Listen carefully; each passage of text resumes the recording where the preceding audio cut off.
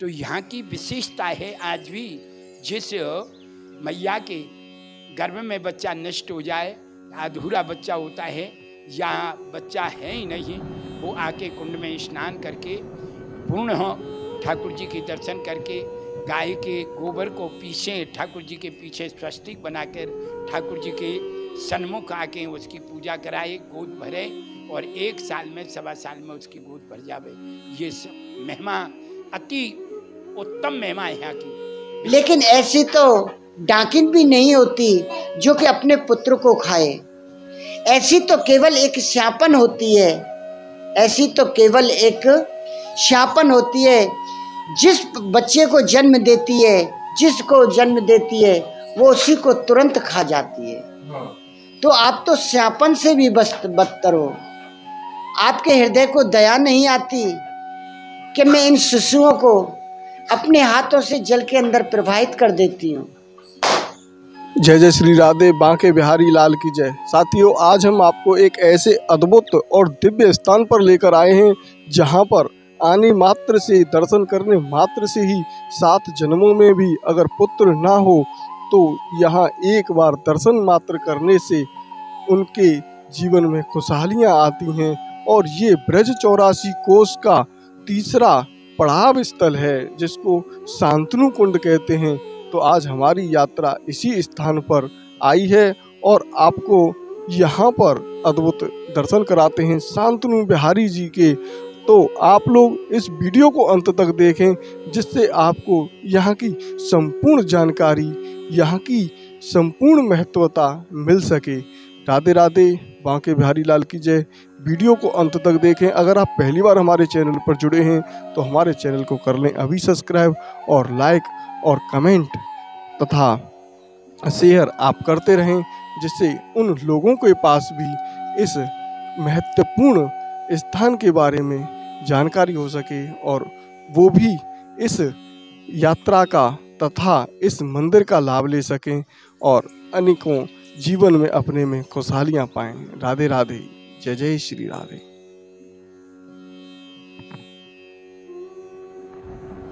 साथियों, ये जो आप स्थान देख रहे हैं ये सतोहा गांव है और ये सतोहा गांव को मथुरा से जब आएंगे तो पूरा सतोहा गांव जब निकल जाएगा तो अंतिम में ये मंदिर पड़ेगा शांतनु बिहारी जी का। अगर आप इधर की तरफ देखते हैं तो ये सीधा रोड गोवर्धन गिरिराज के लिए चला जाता है, और अगर आप इधर की तरफ देखते हैं तो ये मथुरा से रोड आ रहा है। और ये मथुरा से सामने ही अगर आप थोड़ा सा और आगे चलेंगे तो लगभग 2 किलोमीटर दूरी पर ही हमारा गोवर्धन चौराया, जिसको आज अटल चौक से के नाम से जानते हैं, तो वो स्थान पड़ेगा। तो अब हम चलते हैं यहाँ से शांतनु कुंड, शांतनु बिहारी जी के दर्शन करने के लिए। अगर ये सामने आप देखते हैं तो यहीं पर शांतनु बिहारी जी के नाम से एक बहुत बड़ा इंटर कॉलेज है, और सामने ही वो ऊंचे पर्वत पर चारों तरफ से पानी से घिरा हुआ जल, पवित्र जल है यहाँ पर, और इसी जल में स्नान करने से पुत्र की प्राप्ति होती है। तो ये आप देख रहे हैं किस तरीके के यहाँ पर जो बतख हैं ये अलग ही विशेष प्रकार की हैं। वैसे तो ये लुप्त हो गई हैं लेकिन आज भी इस स्थान पर मौजूद हैं। तो हम चलते हैं। तो यहाँ आने के लिए आपको पूरे गांव का एक परिक्रमा जैसी लगानी पड़ेगी, और इस मंदिर का जो मुख्य द्वार है वो आगे से घूमकर है। तो हम पहुँचते हैं और कराते हैं आपको इस शांतनु बिहारी जी के अद्भुत दर्शन, क्योंकि ये जो पड़ाव स्थल है, ये ब्रज 84 कोस की जो परिक्रमा है वो हमने बड़ी परिक्रमा 0 पार्ट से लेकर 30 पार्टों में पूरी कराई है, और जो छोटी परिक्रमा है उसको यात्रा कहते हैं। तो वो यात्रा हमारी 5 पार्ट तक ही बन पाई है। आगे के जो मंदिर हैं उनको आप देखेंगे और दर्शन करेंगे। तो अभी हम आपको शांतनु बिहारी जी के बाद में बहुलावन, बाटी और भेंचरी गांव के अद्भुत दर्शन कराएंगे। तो आप हमारे वीडियो को लगातार देखते रहें और इस ब्रज 84 कोस की महिमा को जानते रहें। राधे श्याम। साथियों, ये जो वन है शांतनु कुंड, ये आप देख रहे हैं, ये है ब्रज विकास ट्रस्ट सतोहा कुंड, ब्रज 84 कोस का ये तीसरा वन है। और जैसे ही हम यहाँ पर इस पवित्र स्थान पर आते हैं तो सबसे पहले यहाँ पर श्री कृष्ण बलराम मंदिर है और ये बहुत ही प्राचीन और अद्भुत मंदिर है। तो पहले तो कराते हैं हम आपको यहाँ के श्री कृष्ण जी और बलराम जी के दर्शन। ये देखें आप, कितने सुंदर भाव में यहाँ पर दर्शन हो रहे हैं। राधे बांके बिहारी लाल की जय। साथियों, अब हम आपको लेकर चलते हैं शांतनु बिहारी जी के मंदिर में। और ये शांतनु बिहारी जी का जो मंदिर है ये काफ़ी ऊंचे टीले पर है, तो उसी टीले पर हम आपको लेके चलेंगे और शांतनु बिहारी जी के अद्भुत दर्शन कराते हैं। तो चलते हैं। ये हम अभी इस समय पर हैं शांतनु कुंड के ऊपर और यहाँ पर एक पुल बना हुआ है और उसी पुल पर हम चल रहे हैं। तो ऊपर पहुँचते हैं और आपको कराते हैं शांतनु बिहारी जी के अद्भुत दर्शन। ये देखें आप, ये सीढ़ियां हैं और ये शांतनु बिहारी जी की सीढ़ियां हैं। यहाँ पर बंदर काफ़ी ज़्यादा हैं, यहाँ नौका विहार भी आप लोग कर सकते हैं। तो इन्हीं सीढ़ियों के माध्यम से चलते हैं ऊपर और करते हैं अद्भुत दर्शन शांतनु बिहारी जी के। तो पहुँचते हैं। अद्भुत और हरियालीमय स्थान है ये, और यहीं से आप जब ऊपर आएंगे तो सबसे पहले आप अपनी चप्पलों को बंदरों से बचाने के लिए इस पिंजड़े में रख देंगे, जिससे कि यहाँ पर कोई भी दिक्कत ना आ पाए। अगर आप उधर की तरफ देखेंगे तो यहाँ पर शांतनु बिहारी जी की गौ सेवा भी यहाँ पर होती है। और ये जो स्थान है ये गौशाला है और ये वही कुंड है जहाँ पर स्नान किया जाता है। ये देखें कितना अद्भुत और दिव्य स्थान आप आज संपूर्ण ब्रज दर्शन चैनल के माध्यम से देख रहे हैं। ये देखें, यहाँ से ये अगर इधर की तरफ देखेंगे तो ये पूरा मथुरा शहर यहाँ से दिखाई दे रहा है। और ये मंदिर का प्रांगण, तो सामने ही मंदिर है। यहाँ पर विशेष सुरक्षा के लिए बंदरों से, जो बंदर हैं उनकी सुरक्षा के लिए गेट को हमेशा लगा के रखते हैं, क्योंकि यहाँ बंदर बैठे ही रहते हैं और अनेकों बंदर हैं यहाँ। ये देख रहे हैं आप, कितने अद्भुत स्थान पर बहुत ही आनंद प्रतीत होता है। तो साथियों चलते हैं। और साथियों, ये वो मंदिर है जहाँ पर आप आते हैं और यहाँ शांतनु बिहारी जी से किसी भी तरीके की आप मनोकामना मांगते हैं वो तो पूरी होती ही होती है, लेकिन जिसके पुत्र न हो, सातों जन्म की उसकी कुंडलियों में पुत्र न लिखा हो, वो भी यहाँ पर आके पुत्र प्राप्ति करते हैं। ऐसा अद्भुत ये मंदिर है और यहाँ की अद्भुत महिमा शांतनु बिहारी जी, ये जो आप दर्शन कर रहे हैं ये शांतनु बिहारी जी के दर्शन हैं। और ऐसे अद्भुत दर्शन हैं, इनके दर्शन करने मात्र से ही पुत्र की प्राप्ति होती है। तो यहाँ के जो पुजारी जी महाराज हैं उनसे यहाँ की अद्भुत महिमा के बारे में आपको हम अवगत कराते हैं। ये यहाँ के महाराज जी हैं, यहाँ के जो महाराज जी हैं सेवायत जी हैं, उनके पवित्र हृदय से और उनके श्रीमुख से यहाँ की जो कथा है उसको आपको अवगत कराते हैं। राधे राधे। बोलो शांतनु बिहारी लाल की। हाँ, ये अद्भुत जो दर्शन हैं, यहाँ राजा शांतनु ने 10,000 वर्ष तप किया। तप करते करते काफ़ी जब समय हुआ तो ठाकुर जी यहाँ उनके तप से प्रसन्न हुए और वरदान दिया कि पुत्रवती भवो। हे शांतनु, मैं तेरे तप से प्रसन्न हुआ हूँ। तो यहाँ की विशेषता है, आज भी जिस मैया के गर्भ में बच्चा नष्ट हो जाए, अधूरा बच्चा होता है, या बच्चा है ही नहीं, वो आके कुंड में स्नान करके पूर्ण ठाकुर जी के दर्शन करके गाय के गोबर को पीछे ठाकुर जी के पीछे स्वस्तिक बनाकर ठाकुर जी के सन्मुख आके उसकी पूजा कराए, गोद भरे और 1 साल में, 1.25 साल में उसकी गोद भर जावे। ये महिमा अति उत्तम महिमा यहाँ की विशेष महिमा है कि संतान के प्रति में यहाँ ठाकुर जी की मन्नत की जाती है। बोलो शांतन बिहारी लाल की। यहाँ पर आप देख रहे हैं अनेकों भक्तों का यहाँ पर सैलाब लगा रहता है हमेशा ही, और इन भक्तों की यहाँ पर मनोकामना पूर्ण होती हैं। और ये शांतनु बिहारी जी सभी मनोकामनाओं को और पुत्र प्राप्ति के लिए ये बहुत ही उत्तम स्थान है।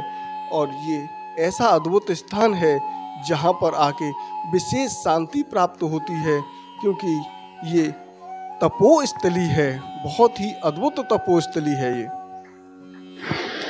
तो इस स्थान पर अनेकों भागवत जैसे प्रोग्राम होते रहते हैं और ये बहुत ही पवित्र तपोभूमि है।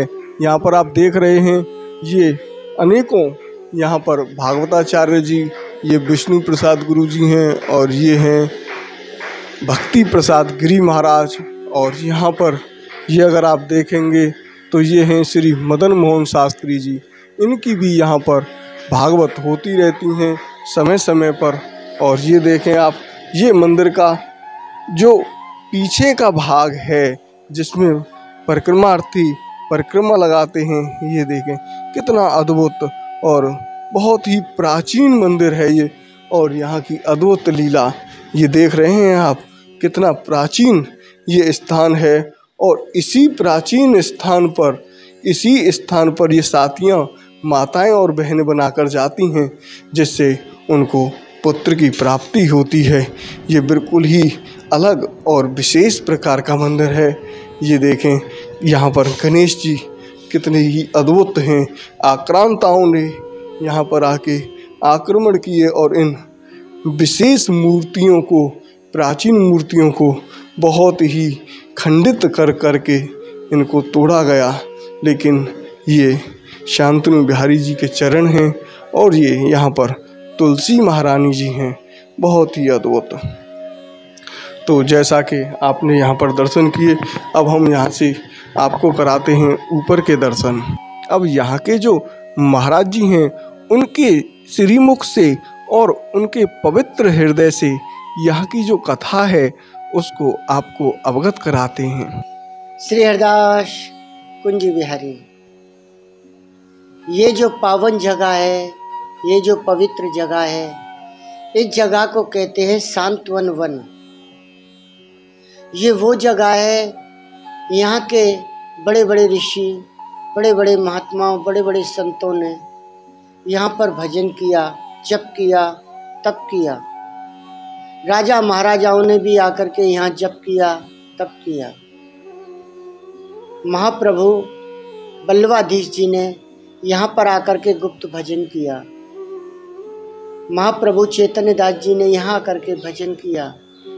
स्वामी श्री हरदास जी महाराज ने आकर के यहाँ भजन किया, नित्य गायन किया। जब इनके सबके बावजूद आपने सभी ने देखा होगा और सुना भी होगा, सांत्वन राजा,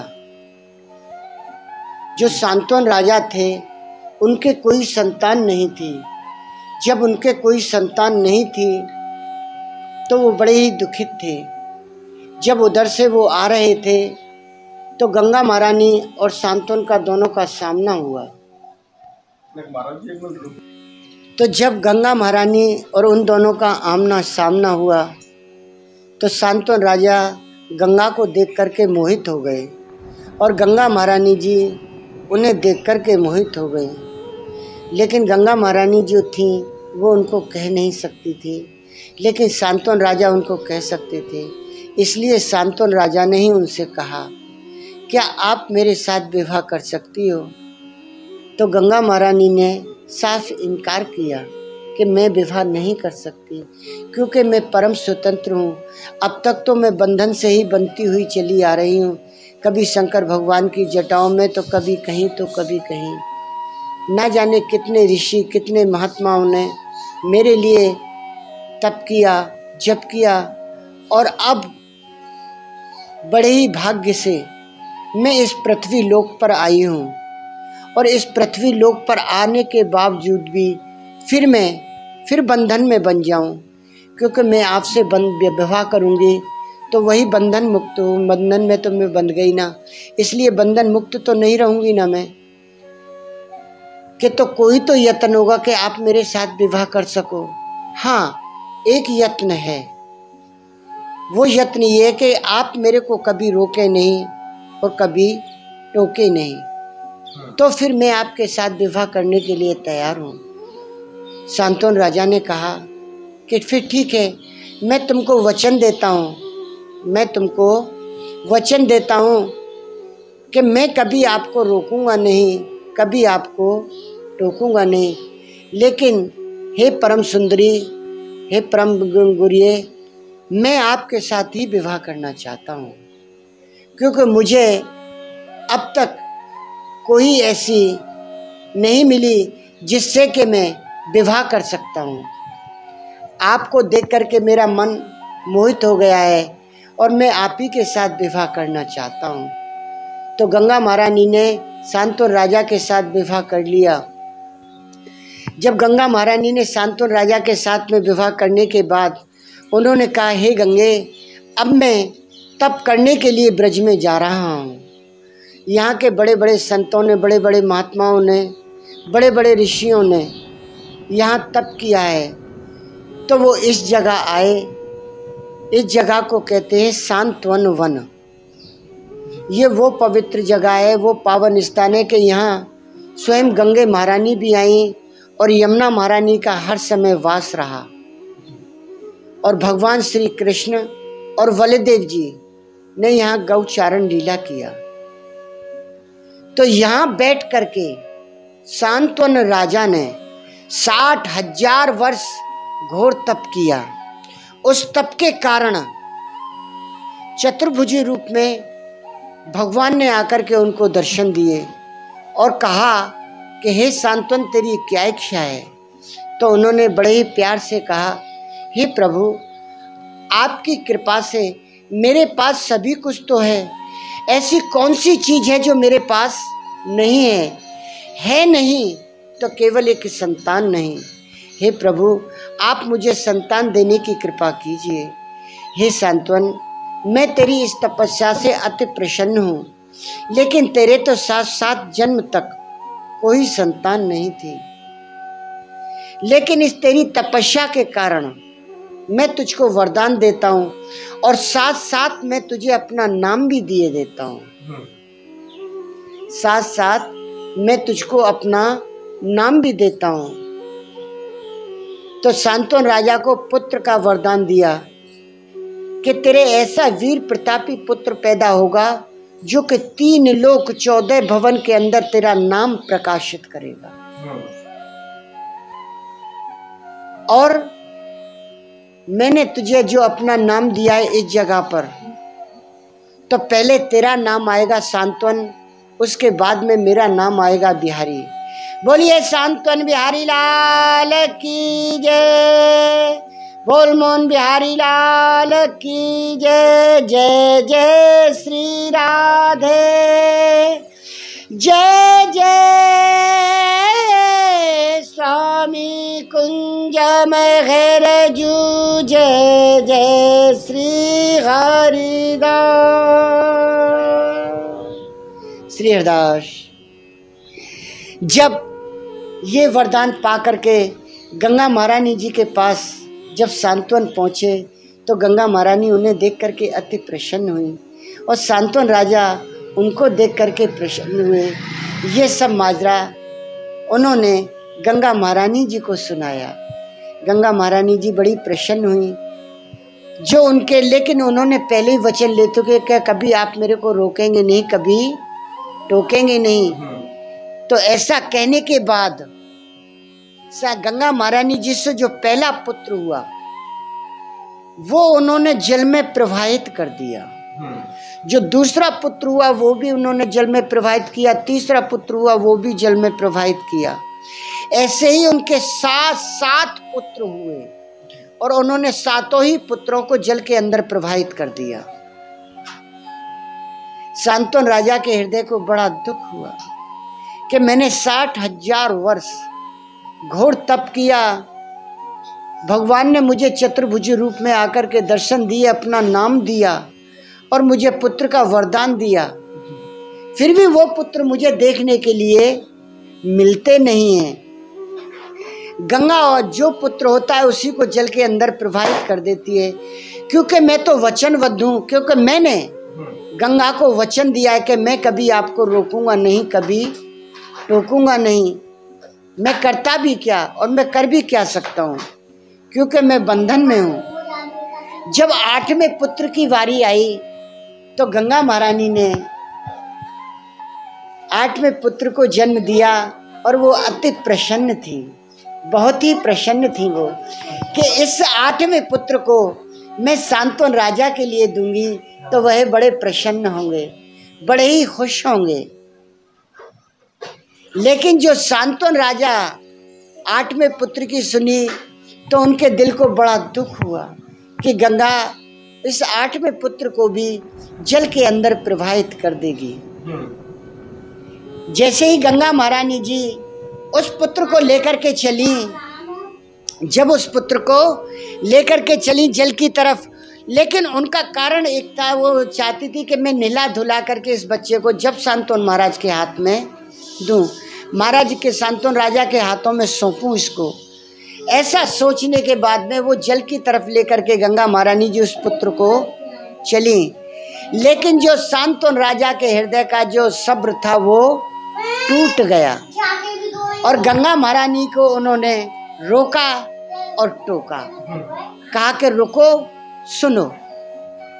गंगा महारानी जी ने पीछे मुड़ करके देखा कि महाराज आपने तो मुझे वचन दिया था कि मुझे आप कभी रोकेंगे नहीं, कभी टोकेंगे नहीं, ऐसा क्यों?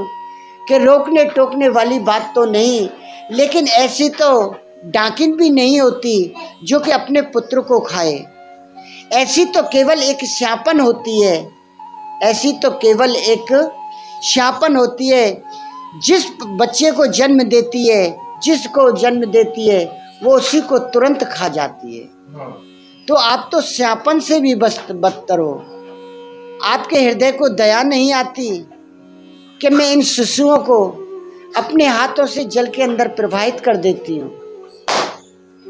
गंगा महारानी ने कहा कि बस अब और नहीं सुना जाता। रहा इस पुत्र का सवाल, तो इस पुत्र को तो मैं आपको देने के लिए आ रही थी, इस पुत्र को तो मैं आपके लिए देने के लिए आ रही थी, लेकिन अब नहीं दूंगी, अब नहीं दूंगी। अब इस पुत्र को मैं आपको 5 वर्ष बाद दूंगी और आपने मुझे रोका और आपने मुझे टोका, इसलिए मैं आपके पास अब नहीं रहूंगी। आज से आप मेरे पति नहीं और मैं आपकी पत्नी नहीं, आप मेरे स्वामी नहीं और मैं आपकी दासी नहीं। आज से मैं परम स्वतंत्र हूँ। रहा इस पुत्र का सवाल, इसको मैं 5 वर्ष बाद आपको दे दूंगी। जब 5 वर्ष व्यतीत हुए, जब गंगा महारानी जी के पास में रहते थे वो, तो उनका नाम पड़ा सबसे पहले गंगा पुत्र, गंगा पुत्र पड़ा उनका नाम। जब 5 वर्ष व्यतीत हो गए, उसके बाद में सांत्वन राजा के लिए देने के लिए वो आई और उनसे कहा कि ये लीजिए अपने पुत्र को, मैं आपको ये 5 वर्ष व्यतीत हो गए, आप अपने पुत्र को अपने पास रखिए, इसको पढ़ाओ लिखाओ, इसको शस्त्र विद्या सिखाओ, जो भी आपको सिखानी है वो सिखाओ, लेकिन इसको वरदान सभी देवताओं ने मिलकर के दे दिया है कि तुमको इच्छा मृत्यु होगी, तुमको इच्छा मृत्यु होगी। तो इन्हें इच्छा मृत्यु का तो वरदान सभी देवताओं ने मिलकर के दे दिया है। जब सभी ब्राह्मणों को बुलाया, इत्यादियों को बुलाया, साधुओं को बुलाया, जब उनका नाम संस्कार करवाया गया तो उनका नाम रखा गया देवव्रत।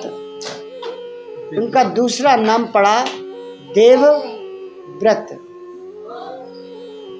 जब उन्होंने अटल प्रतिज्ञा की, भीष्म प्रतिज्ञा की कि मैं जन्म जन्म तक विवाह नहीं करूंगा, आजीवन अपने इस राज्य की ही सेवा करूंगा, जब उनका नाम पड़ा भीष्म। और बाकी मैं आपको क्या कथा सुनाऊंगा यहाँ की, बाकी तो वही सब महाभारत वाली कथा है यहाँ की। लेकिन यहाँ की महत्वपूर्णता जो वाली बात है वो ये है कि यहाँ जिसके कभी संतान नहीं होती, जिसके कभी संतान नहीं होती, वो यहाँ जोड़े के साथ आए और सांत्वन कुंड के आकर के स्नान करे, सांत्वन कुंड के आकर स्नान करे और ऊपर जाकर के जो पुराने वस्त्र हैं उनका त्यागन करके नए वस्त्र धारण करके, नए वस्त्र धारण करके और गाय के गोबर का और ठाकुर जी के चरणों में नारियल का जो प्रदान करता है, जो नारियल चढ़ाता है भगवान के चरणों में सातिया बनाने के बाद, और भगवान से जो प्रार्थना करता है सांत्वन बिहारी जी से, तो उसकी 1.25 साल के अंदर, 1.25 साल के अंदर उसकी इच्छा पूर्ति हो जाती है, उसको संतान की प्राप्ति हो जाती है। ये यहाँ का सांत्वन राजा को वरदान दिया था चतुर्भुज रूप में, और ना जाने कितनों की इस सांत्वन बिहारी जी ने झोली भर दी, ना जाने कितने आए, कितने चे गए, कितनों को मिला। ये ठाकुर जी का प्रसाद, ये ठाकुर जी की अनुपम कृपा। जिस जगह जो आप बैठे हुए हैं इसको कहते हैं कृष्ण बलराम मंदिर। ये वो जगह है यहाँ के भगवान श्री कृष्ण और बलदेव जी ने, भगवान श्री कृष्ण और बलदेव जी ने गौ चारण लीला किया था, गौ चराया था। यहीं सभी सखाएं, सभी सखियां, गोपियां, राधा जी और सभी भक्त यहाँ एकत्रित हो जाते थे। तो यहाँ ये महाप्रभु जी की गुप्त बैठक भी है। ये भगवान श्री कृष्ण और बलदेव जी की गुप्त बैठक भी है। यहाँ जब गौओं को सभी को जल को बाहर नहीं मिलता था, तो यही भगवान श्री कृष्ण ने अपने हाथों से बंसी के द्वारा कुंड का निर्माण किया। जब इस कुंड का नाम रखा गया सांत्वन कुंड, क्योंकि भगवान ने चतुर्भुजी रूप में तो उनको पहले ही दर्शन दे दिए थे कि जाओ आपका नाम सांत्वन बिहारी जी के नाम से प्रसिद्ध होगा। तो पहले सांत्वन राजा का नाम आता है, फिर बिहारी जी का नाम आता है। तो उसी कारण इस कुंड का नाम भी रखा गया सांत्वन कुंड। इस जगह का नाम भी रखा गया सांत्वन वन। ये वो जगह है, ये वो पवित्र स्थान है। यहाँ के सभी ऋषि मुनि महात्मा आकर के सभी के हृदय को शांति मिलती है। दौलत शौहरत देने में तो ये बहुत जल्दी प्रार्थना को स्वीकार करते हैं। तो इसी के द्वारा मैं आपके साथ से विदाई लेता हूँ। राजेश्वर दास पागल, सतोहा। जय जय श्री राधे, जय जय श्याम श्याम, जय जय स्वामी कुंज महरजू, जय जय श्री हरिदास,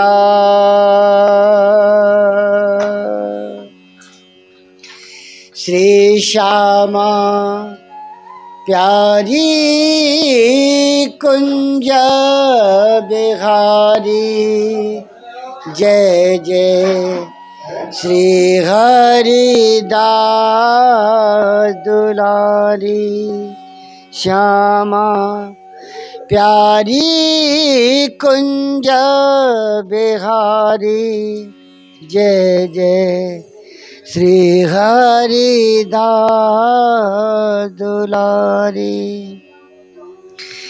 श्यामा प्यारी कुंज बिहारी जय जय श्री हरिदास दुलारी हेरा सखन के प्राणन प्यारी श्यामा प्यारी कुंज बिहारी श्यामा प्यारी कुंज बिहारी जय जय श्री राधे जय जय श्यामा श्याम। श्री हरिदास कुंज बिहारी राजेश्वर दास पागल।